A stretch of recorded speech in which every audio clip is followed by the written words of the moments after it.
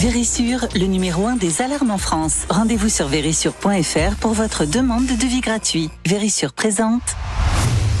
Sud Radio, parlons vrai chez Bourdin, 9h-10h, Jean-Jacques Bourdin. Bien, jeudi politique, 9h36 avec deux députés. Vous savez que parfois nous recevons 2 sénateurs, parfois 2 députés. Aujourd'hui, 2 députés par ordre alphabétique. Thomas Ménager, qui est député du Rassemblement National Loiret, bonjour. Bonjour. Et puis Benoît Mournet, qui est député Renaissance des Hautes-Pyrénées. Bonjour. Bonjour. Merci d'être avec nous. Nous avons parlé des agriculteurs, de l'éducation nationale et je vous garde un dernier petit sujet.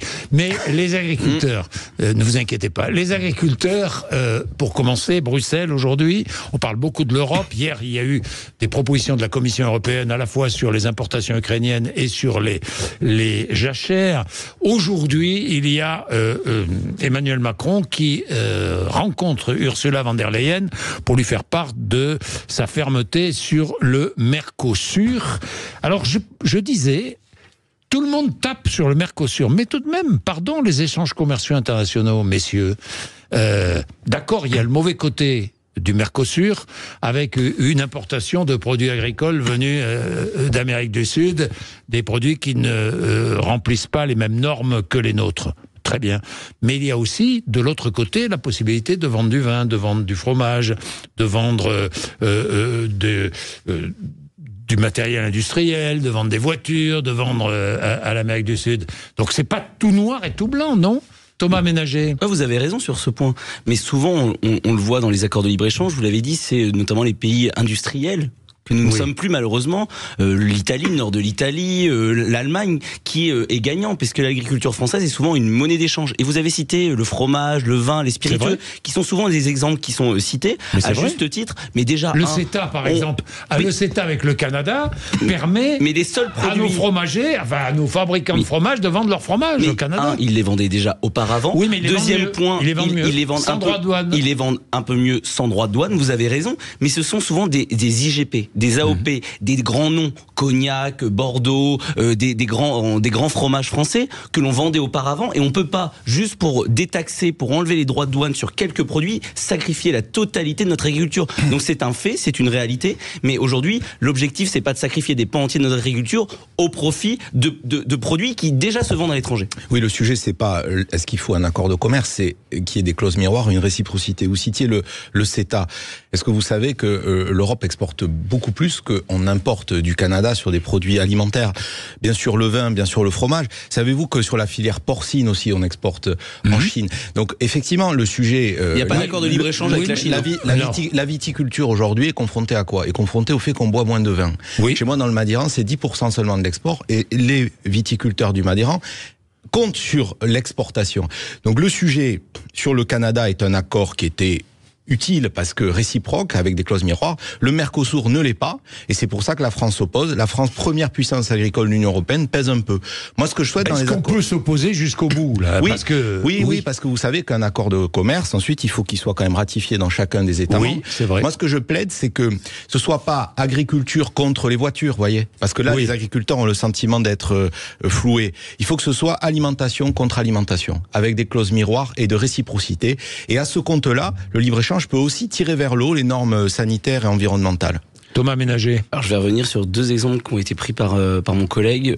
Premier point, la Chine. On n'a pas d'accord de libre-échange avec la Chine. Et on exporte du porc, comme quoi on n'a pas besoin de ces accords de libre-échange qui suppriment totalement les droits de douane, qui suppriment un certain nombre de règles de vérification pour pouvoir exporter. Si je comprends bien, vous êtes content d'exporter, mais vous n'êtes pas content d'importer. Non, c'est faux. Je vous dis, on continue d'exporter et d'importer comme on l'a toujours fait. De tous les temps. Supprimer nos exportations. Mais non, j'ai pas dit ça. Vous êtes dans la caricature. Je vous dis juste qu'on parle des accords de libre-échange. Si on veut exporter, on est bien obligé d'importer. C'est tout le problème. Mais je vous dis juste qu'on parle des accords de libre-échange, qui est un type d'accord commercial. Qu'il y a d'autres accords commerciaux bilatéraux qui existent. Vous citez la Chine, avec les États-Unis, avec différents pays. On n'a pas d'accord de libre-échange. On lève toutes les barrières douanières où, au final, on sacrifie l'agriculture. Deuxième exemple que je voulais reprendre, c'est que vous dites qu'il y aura besoin d'une ratification.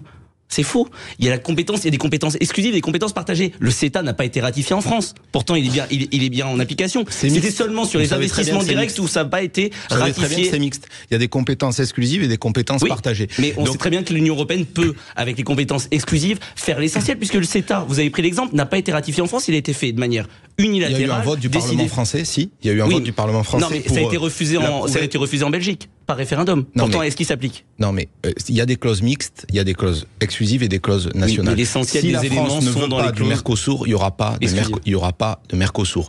En tout cas, dans les conditions actuelles qui sont déséquilibrées pour nos céréaliers, pour nos éleveurs, pour le sucre. Dites-moi, oui, si la France dit non, il n'y aura pas de Mercosur. La France dit non, il n'y aura pas de Mercosur. Pour l'instant, la France dit non, mais jusqu'à quel pays au sein de l'Union européenne. L'avenir nous le dira, je suis moins certain déjà de ça, c'est comme la Hongrie avec l'aide à l'Ukraine, quoi. Parce qu'il y a des compétences exclusives qui permettront à l'Union européenne. Où on transige. Dans le cadre d'une...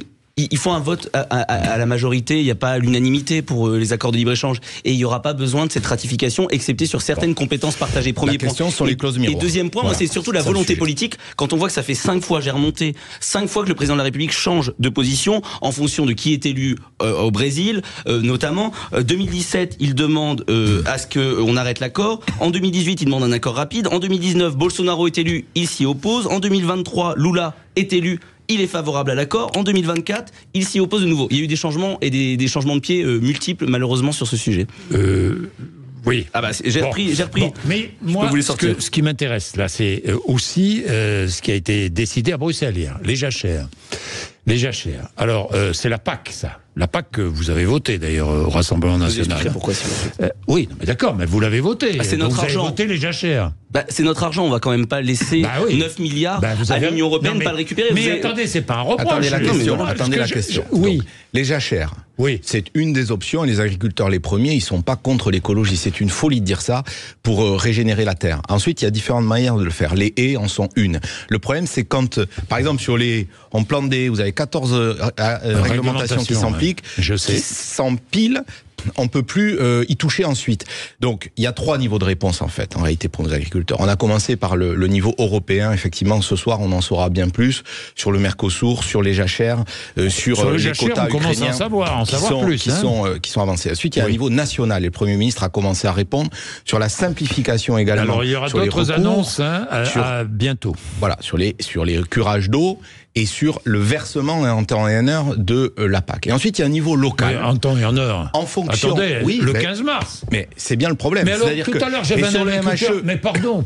Non, j'avais un agriculteur qui nous disait, moi, j'ai besoin de fourrage tout de suite. Mais je sais bien. Si j'ai pas l'aide de la PAC, je peux pas payer le fourrage. Il fait comment, cet agriculteur? Aujourd'hui, il y a eu, et c'est pas pour justifier, mais en fait, il y a eu des difficultés d'ordre. Qui comprend informatique sur le versement des éco-régimes de la PAC. Il y a même chez moi une estive qui a rien touché du tout. C'est pas acceptable. De la même manière que pour la MHE, on a voté un fonds de soutien. Sur le mildiou, on a voté un fonds de soutien. Certains agriculteurs n'ont pas touché. Donc on a un sujet de mise en œuvre et c'est aussi un sujet local. Et en fait, juste sur le plan local, il y a des choses très simples. Quand vous avez semé, les agriculteurs doivent faire des couverts végétaux. S'il pleut, ils peuvent pas le faire. Et si ils le font pas en temps et en heure, ils sont sanctionnés. Là, il faut du bon sens. Et là, c'est à la main des préfets. On y a travaillé cette semaine. Des arrêtés là-dessus qui peuvent lever ce genre de choses qui empoisonnent la vie des agriculteurs. Donc, il y a bien les 3 niveaux de réponse pour sortir de cette crise. Moi, ce que je note, malgré la diversité de nos agricultures, il y a 2 messages que nous ont passés nos agriculteurs. C'est on veut vivre de notre travail. Et laissez-nous travailler et arrêtez de nous dénigrer à considérer que l'une des premières on serait les ennemis de la nature. Le prix et la production. Oui. Ça, c'est l'une des premières questions. C'est la base. D'ailleurs, quelle réponse avez-vous, Thomas Ménager? Parce que je vois pas beaucoup de réponses du Rassemblement National sur la question. On propose depuis un certain nombre d'années de mettre des prix garantis pour faire en sorte qu'il y ait un prix minimum. Un prix minimum qui tient compte du coût de production et d'une marge minimum pour les agriculteurs. L'agriculteur ne vendrait pas son produit en dessous, c'est un prix plancher en quelque sorte. Exactement, c'est un prix plancher minimal qui serait calculé en tenant compte des coûts de production et d'une marge et qui s'inscrirait totalement dans les lois Egalim où après, bien entendu, il doit y avoir une répartition globale de la valeur sur l'ensemble des parties entre agriculteurs, entre transformateurs et entre distributeurs. Mais bien sûr, il y a un rapport de force à avoir et c'est le rôle de l'État de contrôler pour pas qu'il y en ait qui en fait en prennent plus que les autres. Ce que vous dites, chers collègues, c'est le principe de la loi Egalim. Ensuite, vous l'avez dit aussi, c'est une série de rapports de force. Si on prend un exemple de la filière bovine, Nous avons beaucoup d'éleveurs bovins dans notre pays qui sont parfois un peu seuls et mal structurés, contrairement à notre filière porcine ou aux filières volailles. Donc un des sujets, c'est de garder la valeur ajoutée chez nous, d'engraisser chez nous, d'utiliser nos outils d'abattage et de transformation et peser dans le rapport de force avec la grande distribution. Par exemple, la filière pisciculture, eh bien, un rapport de force très favorable par rapport à la grande distribution, elle impose leur prix. Donc la loi Egalim dit quoi? Dit on ne peut pas payer en dessous de la matière première agricole, il faut qu'il y ait un contrat écrit. Ensuite, si des distributeurs ou des transformateurs ne jouent pas le jeu, ça s'appelle le contrôle et ça s'appelle la sanction. Oui, et je crois que le ministre de l'économie et des finances a été peut-être insuffisant. Oui, certainement insuffisant. Et une volonté d'aller et plus vite et plus fort sur ce sujet. Eh bien, nous verrons. Bien, l'éducation nationale qui est aussi en grève, nous allons en parler, il est 9h47 dans 2 minutes. Vérissure, le numéro 1 des alarmes en France. Rendez-vous sur vérissure.fr pour votre demande de devis gratuit. Vérissure présente. Sud Radio, parlons vrai chez Bourdin, 9h-10h, Jean-Jacques Bourdin. 2 députés avec nous, Thomas Ménager, député Rassemblement National du Loiret, et Benoît Mournet, député Renaissance des Hautes-Pyrénées. L'éducation nationale, une grève aujourd'hui plus suivie qu'attendue. Il faut dire que depuis quelques jours, quelques semaines, depuis le début de l'année, la nomination d'Amélie Oudéa-Castéra a amplifié le mouvement, évidemment. D'ailleurs, je vous pose la question, Benoît Mournet, est-ce qu'elle peut tenir comme ministre de l'Éducation nationale? Est-ce que c'est bien d'ailleurs, et pour le gouvernement, pour l'action du gouvernement, parce que, et pour les Français, et pour l'éducation nationale, qu'elle reste? Quand on est ministre, on sert la République, et on sert accessoirement un cap qui est fixé par le président de la République et le Premier ministre. Ensuite, les serviteurs, si vous me permettez l'expression, sont interchangeables à partir du moment où le cap est clair. Et je crois que le cap est clair. Il a été donné par Gabriel Attal, Premier ministre, à la fois avec une réponse budgétaire inédite quand même. On est passé vite, 4 milliards d'euros. On est revenu pour les débuts et fin de carrière à la moyenne de l'OCDE sur la rémunération des professeurs, 2100 € net, 2500 € net sur le REP+. Est-ce que c'est encore assez? Non. Est-ce qu'il faut aller plus loin? Oui, pour l'attractivité. C'est ce que j'ai compris. Et deuxième élément, disait Prisca Thévenot, il va y avoir de nouvelles augmentations. Sur l'autorité et le choc des savoirs, d'arrêter de se cacher et de dire le niveau a baissé, il faut le constater, il faut parler vrai, comme vous dites ici, et répondre en montant le niveau d'exigence et être d'une intransigeance absolue sur la laïcité. Voilà, c'est ça qui est important. Lundi, j'étais dans ma circonscription sur vous savez qu'on a voté aussi un fonds sur l'innovation pédagogique, et mixé dans le rural des élèves de CM1, CM2 avec la sixième. Attention, avec la sixième. C'est-à-dire qu'on a un 3e cycle qui est cohérent. Et des jeunes qui ont travaillé sur le Parlement des enfants. C'est ça, vous voyez, c'est le concret, c'est le terrain, c'est l'innovation qui vient du terrain. C'est pas être étouffé par une administration et des injonctions. Ensuite, le sujet de la ministre, pour moi, est totalement secondaire par rapport au contenu de la politique publique. Donc peu importe la ministre, quoi. Peu importe le nom. Donc elle est interchangeable, donc elle pourrait être changée. Si je comprends bien, non, je dis que le cap est clair. Le cap est clair. Oui, le cap est clair. Oui, Thomas Ménager, ça vous a choqué ces propos sur la mixité?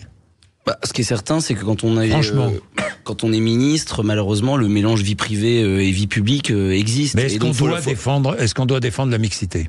Bien entendu. Et donc c'est très compliqué, je pense, d'avoir une ministre de l'Éducation nationale qui assume d'avoir des enfants qui sont dans des classes non mixtes. C'est vrai qu'on parlait de ce sujet de la mixité, tout type sociologique, mais la mixité en tant que telle, notamment entre hommes et femmes, entre garçons et filles, est un élément essentiel. Ce qui est certain, moi, ce qui me choque le plus, c'est pas forcément les éléments de la vie privée et les choix personnels de la ministre.